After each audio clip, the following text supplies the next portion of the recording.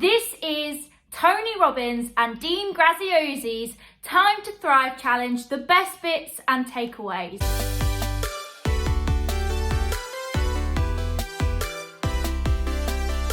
Hey, hello everyone. My name is Emily Jones Smith. Day one was opening up our mind to the possibility and opportunity that today's world can give us. The fact that we have social media, the internet, the fact that we've had a global pandemic, and what can we do to go from survive to thrive?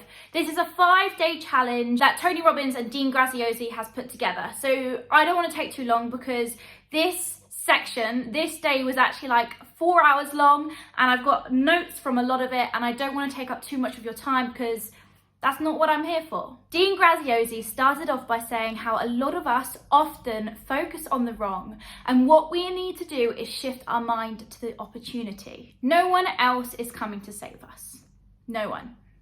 We can wish, we can hope with all our might, but no one is coming to save us. So guess who that leaves to save ourselves? Ourselves. He asked the question, who believes they're meant for more? And if you are watching this video right now, if you are getting up to date with these days, if you are putting in the effort, if you are putting in the hours, if you are here watching me, if you're here watching them, you want more from your life. You know you deserve more. He said that uncertainty is inevitable, and we've had a lot of uncertainty over the last 2 years. Wouldn't you rather prepare and anticipate than react?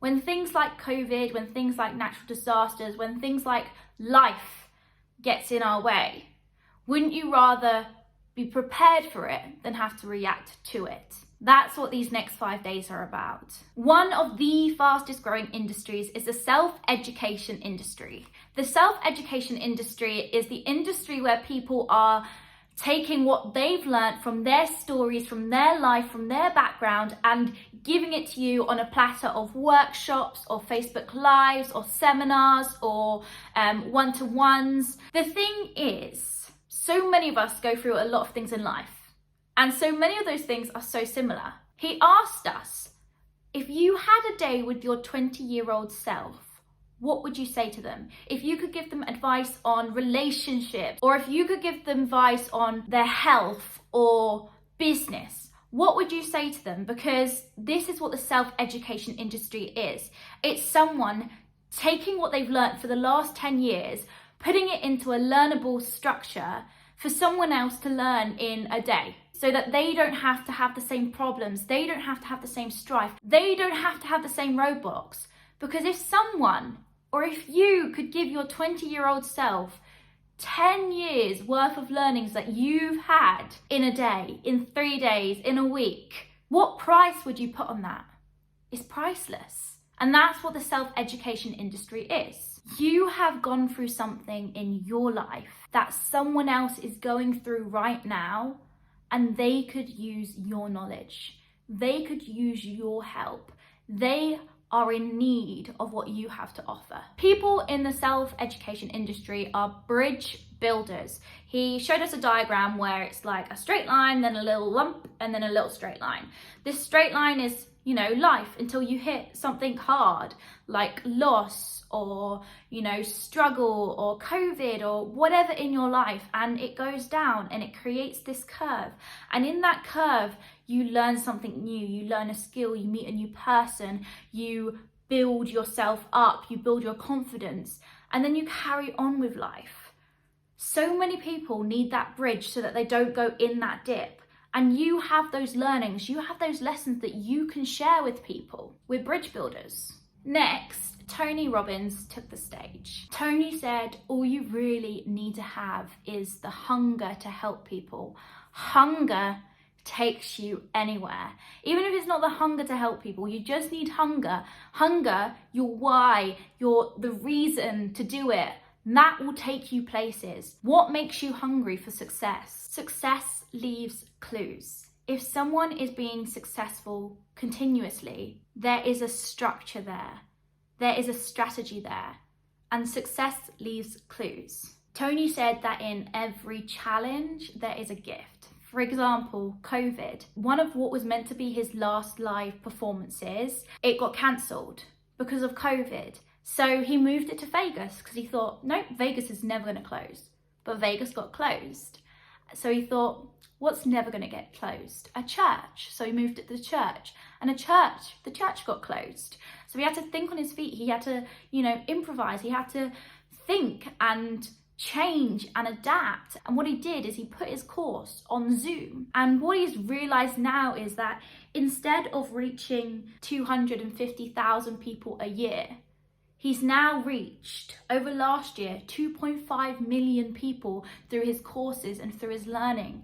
Through every challenge, there is a gift. You just have to look for it. You just have to search for it. One of my favorite things that Tony said, which is so true, is so many things in your life can be taken from you. Your job, people, money, whatever. But one thing that cannot be taken from you is your knowledge.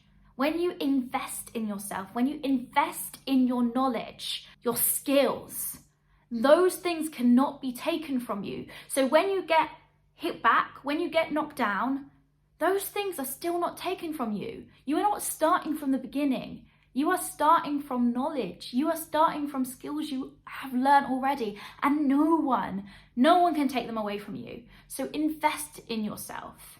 Invest in skills, in knowledge, in communication. Invest in those really important things that no one can take away from you, that you have for yourself forever. Jim Rohn said, we are all equal as souls. We are not all equal in the marketplace. What you do when you're off course in life determines where you get to in life. It determines, where you go in life. What he meant was, when you get off course, when something knocks you off course, when something knocks your confidence, when something gets in the way, there's a roadblock, do you scream and shout like, oh my God, no, I don't know what I'm gonna do, I need to start all over again, it's all or nothing. Do you do that, or do you say, right, okay, let's just redirect ourselves a little bit? Because even though you may end up, a little bit off course, the latter, you're gonna end more where you want to be than when you're screaming and you're flapping and you're scared and, Tony said, a leader is not someone who everyone follows, it's a person who lives lives on their own terms. He said that there's 3 things that mandates, being a leader and not a follower. The first thing is you see things for how they are, but not worse than it is. So many of us will look at something and dwell on the bad, dwell on the negative. You got to see things how they are, but not worse than they actually are. The thing is, you have a 2 million year old brain, and your 2 million year old brain wants to survive. So your brain is always looking for the worst. Your brain is always looking out for caution, looking out for danger. So it's automatically looking for the negatives. But we're not 2 million years ago anymore. We've evolved. We've moved forward as people. We've moved forward as a community. Your 2 million year old brain is there to help you survive, not make you happy. 2, see things as better than it is. And 3, make it the way you see it. Tony said, is there people who are really sexy out there who don't believe they're sexy? Yes. Are there people out there who are really intelligent who don't believe they're intelligent? Yes. Well, then that means beliefs aren't real. The limiting beliefs that you have about yourself aren't real. The next thing we spoke about was the tyranny of how. So many people who want to achieve something in their life start with the how. And when you start with the how, you get freaked out. Many people who have had massive dreams in their life didn't know how it was going to happen, but they know what they wanted and why they wanted it.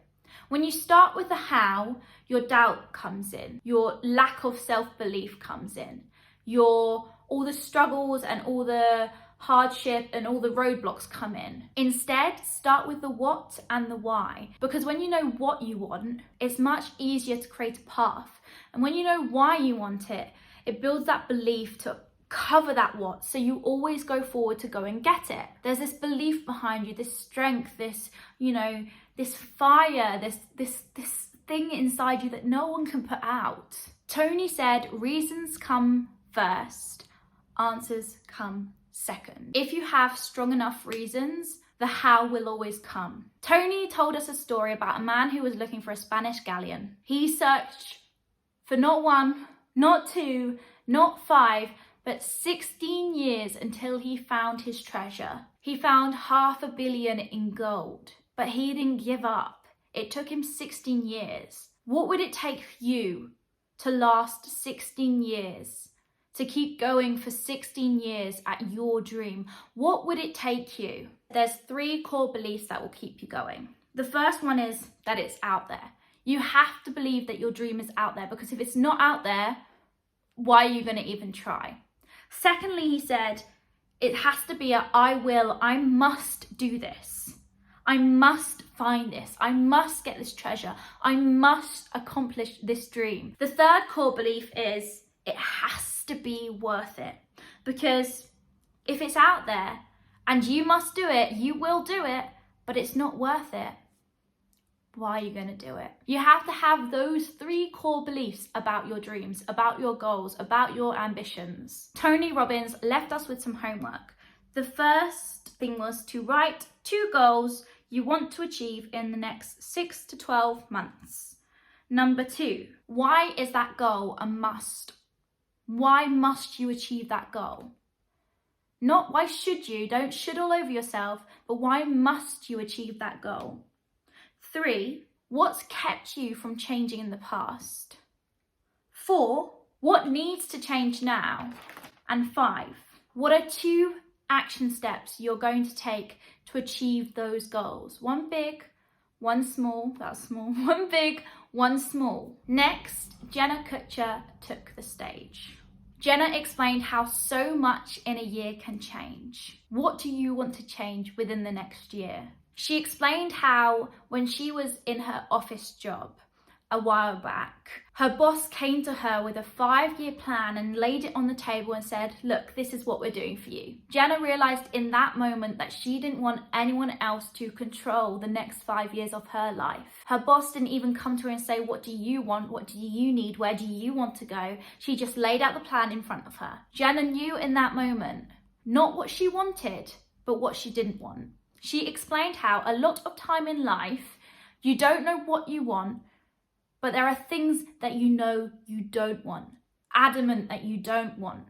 Start there. If we don't take control of our own life, someone else will. She spoke a lot about fearing other people's opinions when we ourselves change. She said that when people fear our change, it's because they're stuck themselves. But she said, what if it's not about them fearing us changing? What if instead us changing is the light, is the reason, is the lighthouse for other people to change with us? She asked us, what tiny action can we take that no one else will see, but we will feel? She explained how when you watch trees grow, it's like watching paint dry, because you can't see what's happening on top. It's mainly what's happening underneath. The roots are growing stronger. And that's like us as people. A lot of the time, people don't see us grow, but we can feel it. So what little action can you take that other people may not see, but you know you will feel? Day 1 of Time to Thrive ended with some group homework of A, what is my old belief? B, what is my new belief? C, what can my new belief help me achieve? Thank you so much for watching Day 1 takeaways of Time to Thrive. If you have enjoyed this, please subscribe. I do have a lot of content on this YouTube channel about self-growth and self-education, as well as self-growth through travel and all that kind of jazz. Please like, comment if you enjoyed it. If you were on the training, let me know what your favorite takeaway was, and hopefully I'll see you tomorrow as well with another one.